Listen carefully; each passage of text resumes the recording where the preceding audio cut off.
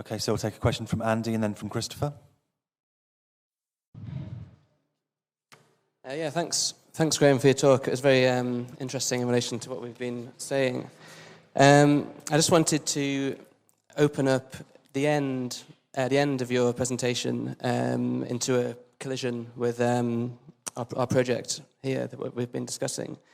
I think we collectively and yourself, we share a rejection of this idea of critique, the artist critique that you spoke about. I think we found that equally problematic. But I think that the way we've been thinking about this, when you describe art as a combination of the viewer and the object, this is something which we found an equally problematic definition.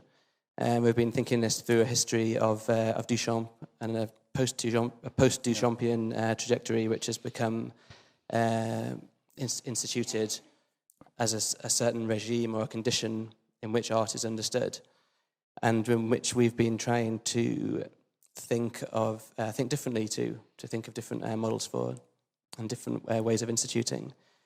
And just to open up, I was interested to think, I think we've been thinking of a different definition of art, which is not based upon an art object in a sense of something that a viewer sees in a gallery, but we've been thinking about the condition of art, which includes that relation, it includes the institution, it includes the art object, it also includes the economies at play, it includes the regimes of interpretation, which have been, it includes the art histories and how those regimes have become part of the very condition of that post-Duchampian moment.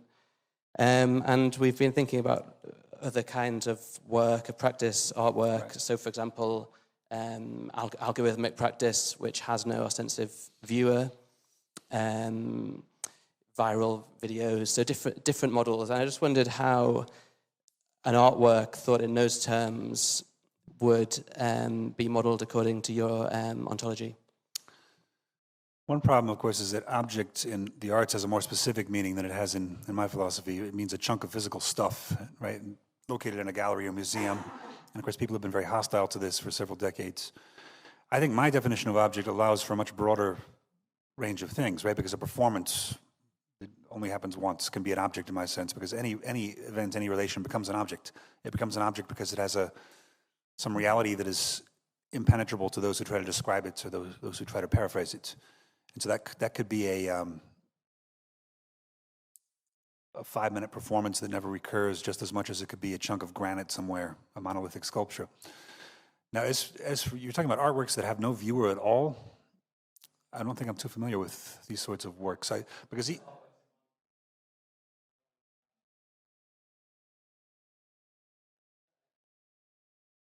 the mic back for him. Can I just have the mic back quick?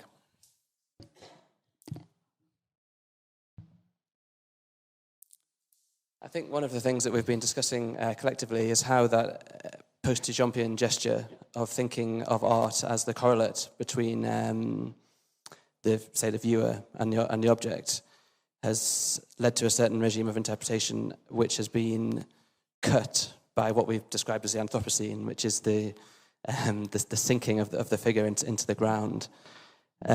So the question is not necessarily art without a viewer, but art understood as an ecology, as a more ecological conception.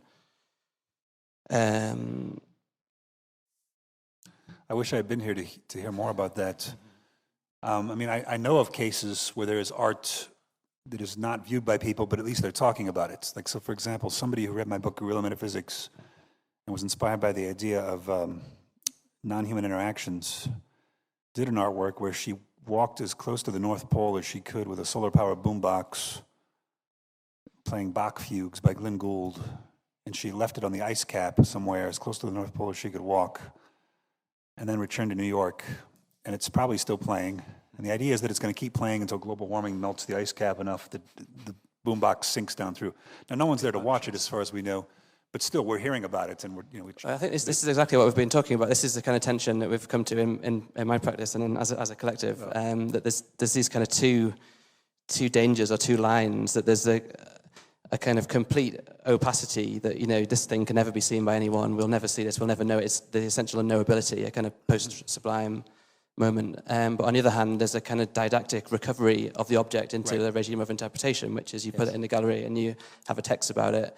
And the question is, how do we make art which somehow avoids these, or how do we institute a practice which somehow avoids these risks? So I think we'll take a question from Christopher, and I think we'll have to then save any further questions till the last session of the day. I'm not sure if this question is entirely necessary because Andy sort of put what I was going to ask you about really well, but maybe I can try and approach it from a slightly different angle. And I'm interested in the sort of assumptions about spectatorship that are implicated in your third table notebook. And I want to kind of think that through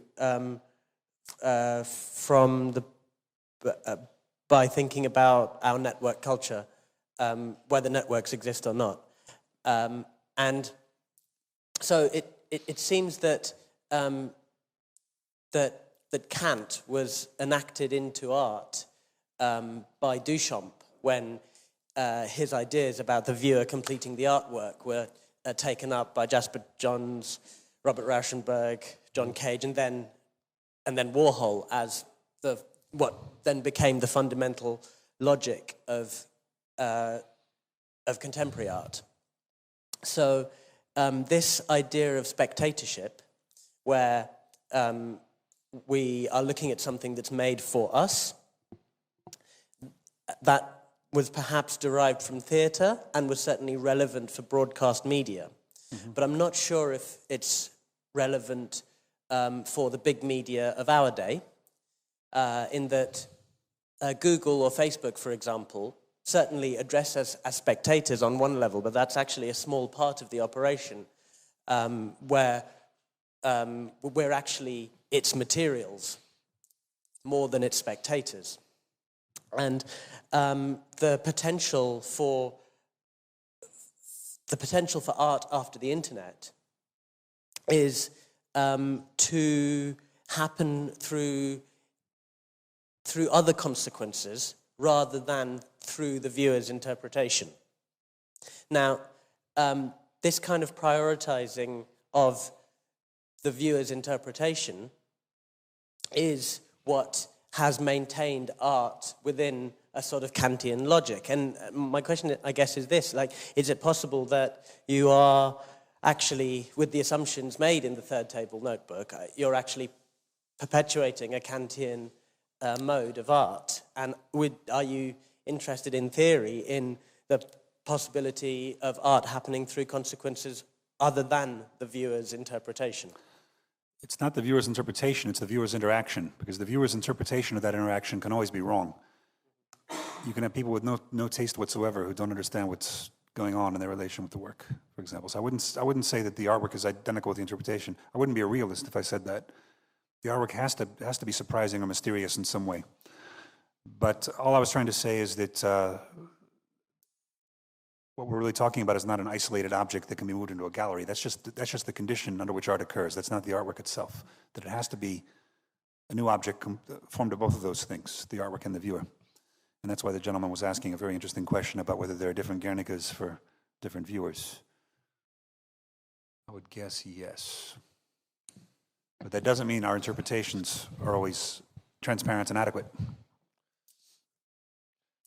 Right, I mean, 100 people can view Guernica and only one of them can get it right or none of them can get it right. But those could still be different experiences or different artworks.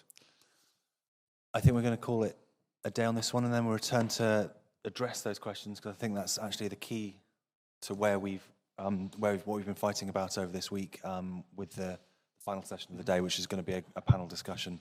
So a quick 15-minute break and then back in. So thank you very much, Graham. Thank you.